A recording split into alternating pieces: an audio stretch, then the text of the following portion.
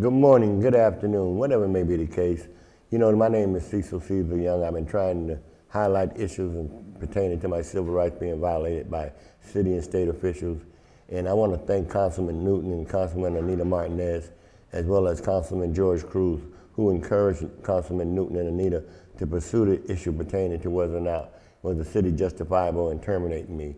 And I would like to have my assistant read off the letter from City Councilman Newton and Assistant City Councilor Anita Martinez. Could you reflect on the letter, my dear? Yes, the letter is in reference to a request to investigate Cecil Young's termination from the city of Bridgeport, dated April 8th, 2025.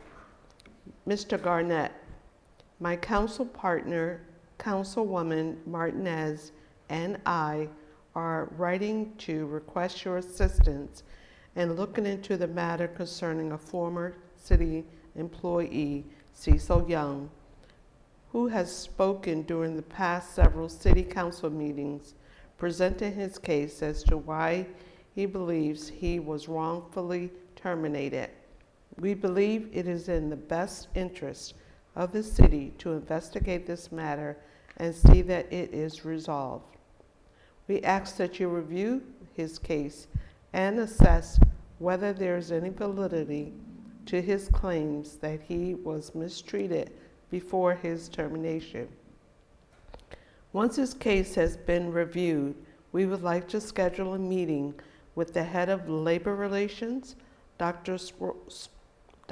Errol Skyers, the chief administrative officers, and Mr. Young to discuss the findings of the review. Please let me know if there are any additional things I can do to help facilitate this inquiry. I appreciate any assistance I can receive on the matter.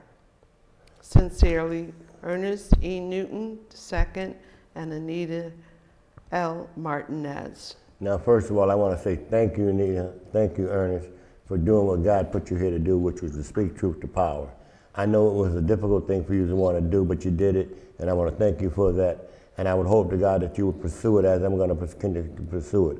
I plan on being at the 16th month meeting, and I will be talking about the issues and finding out as to why come no one sat down and met with me or you and any above pertaining to your request.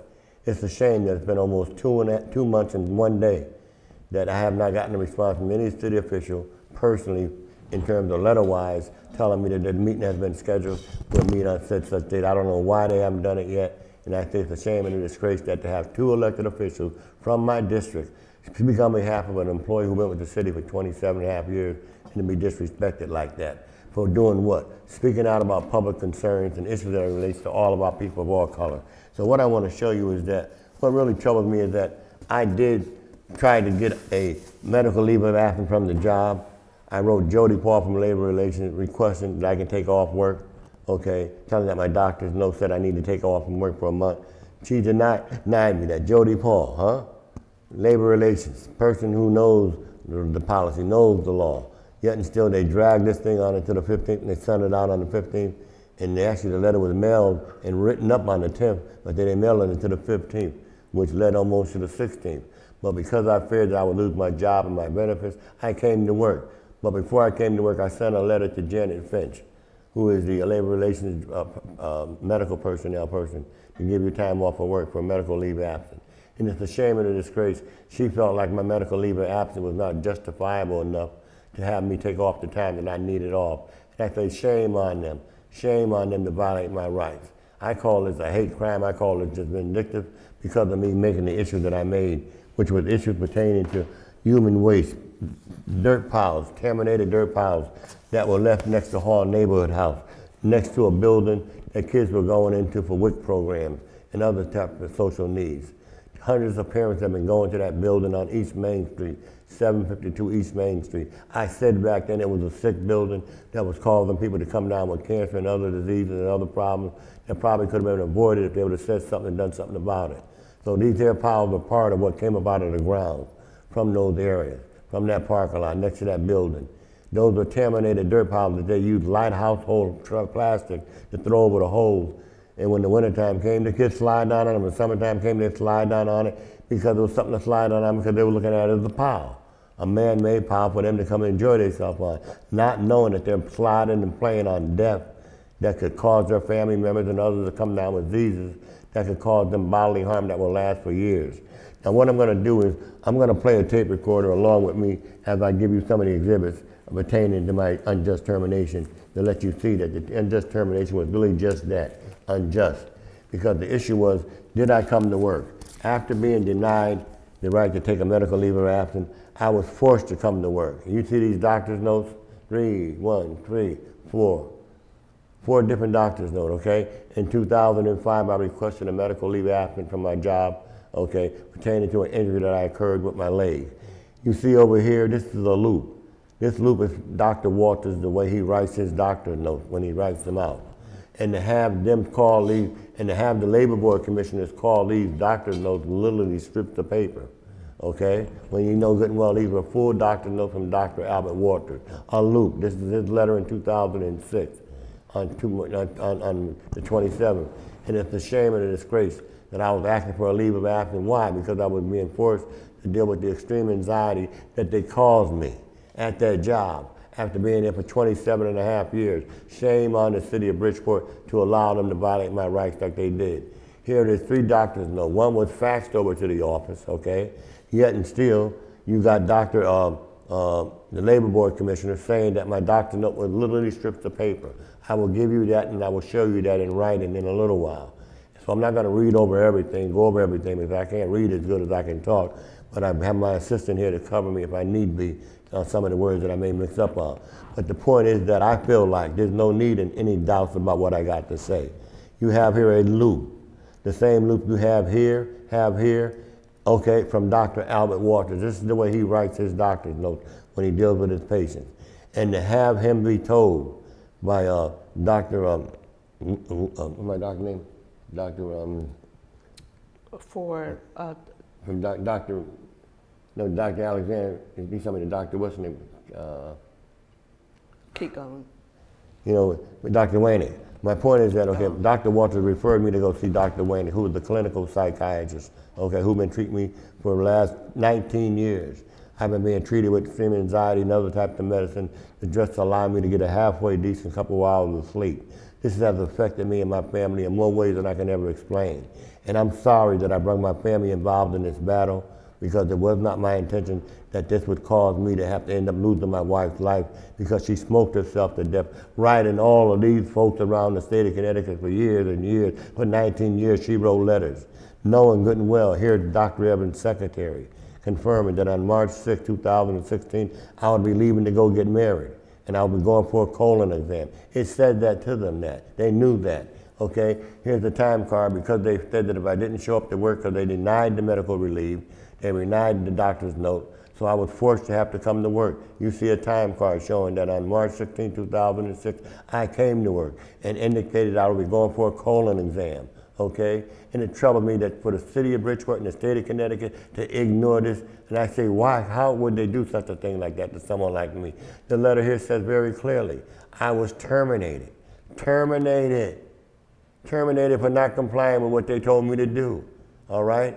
And therefore, if I had any problem, see my union rep. I see my union rep, and they told them to reinstate me, make me whole again. But they disregarded that as well, okay? So me being angry and all the above, okay, I said, yo, baby, I better get to work, because if I don't get to work, they're gonna fire me. And because you had stressed yourself out over so many cigarettes that you were smoking, just to continue finishing writing these letters that I asked you to write, to try to get the attention of the power to be, so that they could treat us right, it ended up causing you to no longer be here anymore. Okay, you see how strong environment she had looked at that time? Okay, my younger daughter, likewise, one of my daughters that was there along with us, with probate court Judge Gannum, Paul Gannum's brother. He intentionally married me and her at 12 o'clock at their court, which I asked to be allowed to leave my job early that day. And they allowed me to do that. So I got married, okay? All right, Paul Judge Gannum married me, with me and my daughter, Christian, my brother. And it troubled me that she was put on my insurance policy. All right, she could not have been allowed to be put on my insurance policy on March 15th if I had not came to work. They would not have been able to honor her medical bills that needed to be taken care of.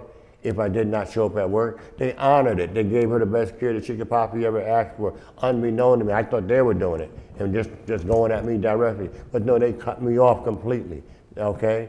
All right, they ended up paying my dentist a couple of years ago, okay, after me complaining and complaining, okay, after having hearings after hearings, and I say shame on them for doing such a thing. And it troubles me because, again, Councilman Newton, Councilman Anita asked for a meeting to be held with the mayor's chief of staff, and he met us at City Hall that night indicating that he sent us out notices, gave us a notice indicating that he would meet with us and discuss these issues. Here's what troubles me is that everything I've been saying to you all about this matter has been the truth, nothing but the truth. I have tape recordings of everything I have on this board. Everything that I have on this board is quoted from Dr. Evans, I quoted from Jody Paul in terms of the remarks she made pertaining to my unjust termination. Now, Jody Paul, if you recall a moment ago, it had said that I voluntarily resigned or I was terminated. Okay, and I'm saying that that was a lie. I came to work. Listen to what Jody Paul's quotes were, all right? Let's take our time and read it all because I would look at you as being a juror, whether you be black, white, Jew, Puerto Rican, what have you. I need help. I need someone to help me to expose what they did to me. So if you don't mind reading along, take your time to read these letters, and you will see that these are remarks from Jody Paul that was recorded. These were her remarks.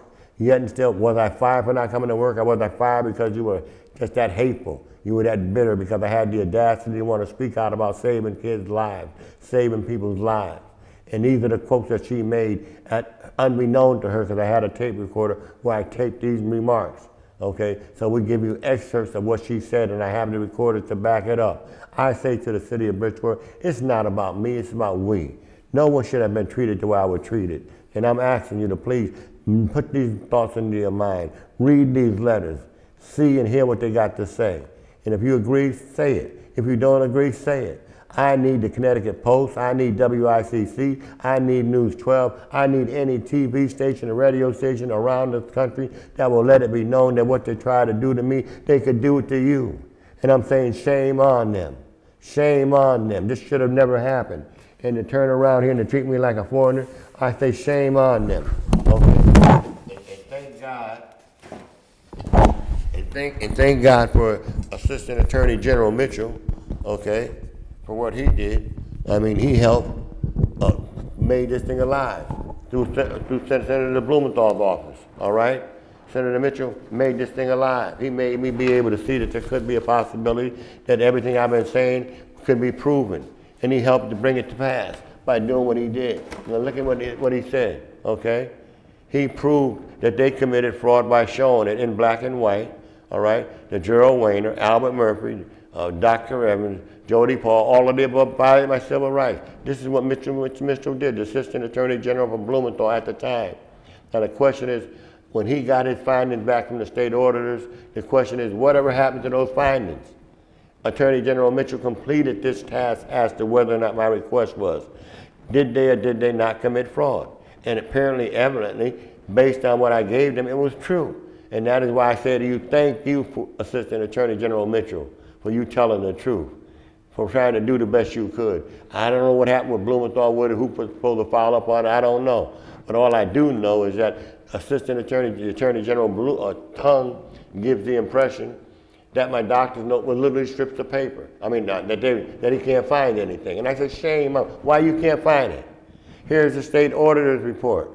I mean, here's the labor board's report showing, saying and calling my doctor's note that you all seen, calling literally straps of paper, and that the union agreed with them, okay, all right?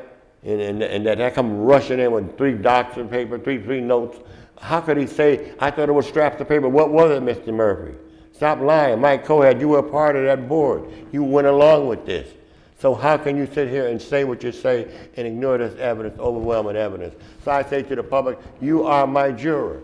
You are the ones that I'm calling on. Do not take this personally because it could be you, your next door neighbor. And what really agitates me is that I paid City Councilman Newton, okay, Anita, all right? I mean, I paid Attorney John Williams $10,000 to represent me in court. In Superior Court on Main Street, it started there. I gave him $5,000 in the beginning to represent me. He claimed he would represent me like he represented himself. He never once showed up in court, not one time. Not one time in Superior Court on Main Street. Then when he finally showed up after he told me that Judge Richards would not reopen the case, that if I wanted to appeal it, I have to give him another $5,000, and I gave him another $5,000 out of my credit union in order to take it to the appellate court. Do you know, after pleading with him 12 different notes that I sent him, he kept on telling me he's going to show up. He never showed up, not one time. So I say to the Attorney General, and I say to the Governor, I wrote them a letter showing them, okay, that all of what the above, I gave the City Council a copy of all of the above, of the amount of money I've been spending pertaining to this matter. And I'm saying that something got to be done. There's no way in the world that I should be treated the way I've been being treated. All right? There's no way in the world I should be treated the way I've been treated. For me to have to spend the kind of money I spent to so-called raise these issues, okay, and to take it to court instead of taking it to my own hands and to be treated like this, I say shame on the city of Bridgeport and the state of Connecticut. There was no wrong that they treat me the way they treated me. And I'm asking you to consider, after seeing all of what I've shown you, okay, and I will show you more things that I've been involved in with over the years, okay? I'm not no Johnny-come-lately. I'm not an agitator. I'm not a troublemaker. I am an activist. I am concerned about right and wrong. God called me here to call it as I see it, and that's what I've been doing, okay? Remember a while back I talked about how bad it was over where I lived at on Milner and Union. Right now, all of this has been cleaned up. Every day, almost, I see 3 or 4 payloaders come by almost every day picking up this illegal dump trash that's been allowed to dump on these streets on Milner and Union for months. Okay, they just begin to just take it over. But because of the pressure we put and the complaints we made, they finally begin to take action. So no longer those trucks are there. No longer we got to kind of tighten and squeeze it out, see whether or not we're going to get hit when we pull out to the corner, because trucks being on both sides of the roads, you can't see too well. Okay, but the police had made an effort to clean that up, and they made a big difference. They sent the public works crew over there, cutting down on the weeds to the point where you can see better instead of coming into a bunch of wild bush. It looked a whole lot better. Why? Because of the complaints we made. The rats and roaches that were running rampant, the raccoons, the way the streets look. It is no longer like that. You can ride down Union Avenue now and see how clean it had been made because of us complaining about what goes on in our neighborhood. And that's why I said before, it wasn't about me, it was about we. And that's why I wanted to let you know that even though I want to talk about the sewer droppings, okay, and to talk about these buckets of human waste that they use to unclog those basements in P.T. Barnum, they use these household trash cans to handle this trash, this human waste. And the question, how can you move that bucket of sewage around and dump it where? With no wheels up under it. What do you do with that? You got to tip it over. It's full to the top. You got 2 of them there in case there's that much in that line. 12 units that they used that bathroom that day, those buckets would overflow into the floor. And that's what has been going on for years and years. No, I'm not accusing the Housing Authority Director as being unconcerned, uncompassionate. This was here before she got here. And all I'm saying is to the Housing Authority Director, please, let's do something about these conditions. Let's get the right kind of container to put in those basements so that these maintainers may won't have to, in the summertime, put on uniforms, clothes, to protect them from decaying sewage and whatever else they let out of them pipes in the basement. That is being left there dormant, spread out, which lead to what? Causing roaches to multiply in their basements, in their houses, on their drawers, on their cabinets, all the above. I got the audio on video, and I'm going to try to play it for you to hear it. It comes from her own mouth, saying that she was not ashamed about saying how many mouses she got in her house running rampant. She can't even sleep that well because so many mice. They're all over the stove, they're all over the place. And that's why I say to the lady that's running the Bridgeport Housing Authority, I commend you, sister, for what you're doing. I commend you for the new developments that we got. But our people are going to have to be forced to have to see some way of making sure that these people treat us right, because we're treating them right, okay? You look at this sewage water here, all right? I ran this out of my sink one day, make me a cup of coffee. The sewage plant supposed to recycle the water. Human waste. This is human waste water being recycled into regular water. One day I poured it out to make me a cup of coffee. Look at the suds in it.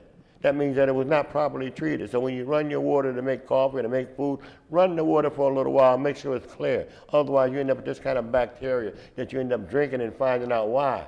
What's wrong with me? Because of what you've been drinking. And I'm saying to the Connecticut Post, all right, you helped made me. You helped made me, Connecticut Post, all right, with all these beautiful articles, all the things that I was able to say and speak about over all them years. You helped made me become who I am. And I feel proud about the fact that I was able to sometimes get fired because of the issues I spoke out about pertaining to my bosses that I worked with in the past. But I remember one thing. I promise God, if he blessed me and put me in a position of authority, I will use that authority to help our people help themselves. And that's what I've always tried to do. Some I won, some I lost. But the bottom line is that God had used me to prove points that I could have never have made if I did not have him on my side. And that's why I said to you before, when I ran for mayor in 1975, young man, black man, youngest city official to run for the mayor of the city of Bridgeport with Mayor John Manganiz, Ralph Cinema, and all the above. I ran for mayor. Why? Because I care. These issues were written about me. To this day, I wonder why come I can't get no more articles in the paper, especially when 3 years ago I was banned from speaking at City Hall for 3 years. The labor board agreed with the city of Bridgeport and said that they had a right to stop me from speaking there because of me using what? And what did I say? I said after 16 years, I was tired of being treated like a nigger.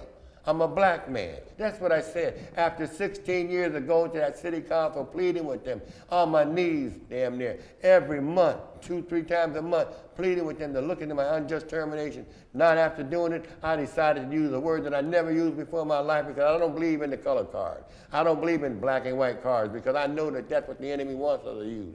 I use right and wrong, and I'm saying it was wrong. All right, for me to be able to get these council persons to make the statements they made, to write the letter they wrote, telling the mayor that they want their people to meet with us, and his chief of staff met with me that night at City Hall and said that they would be contacting us.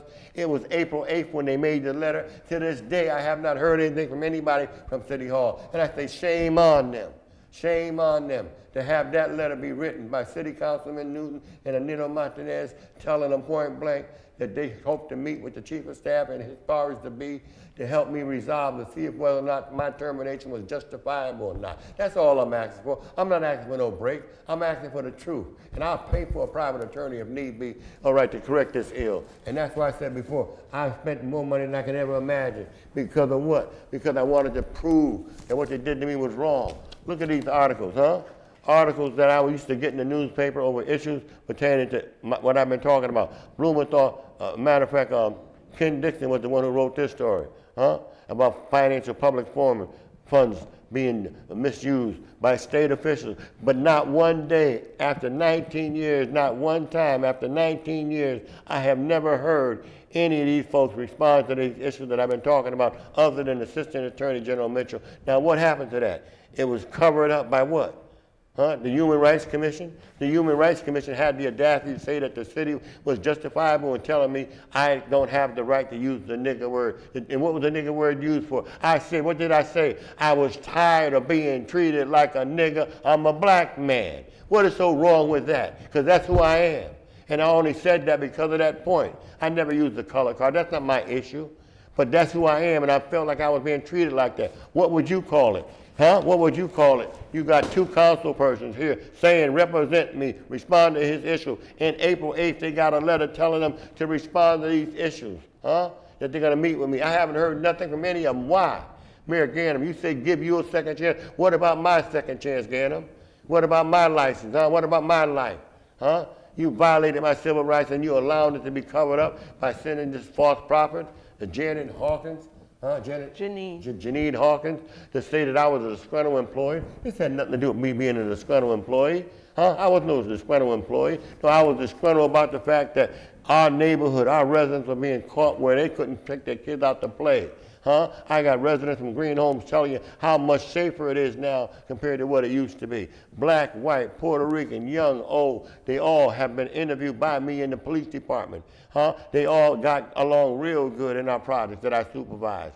I supervised the Housing Authority Police for almost 4.5 years. Okay, all right, I made $30, whatever amount I made for doing it. I did it for almost 4 years.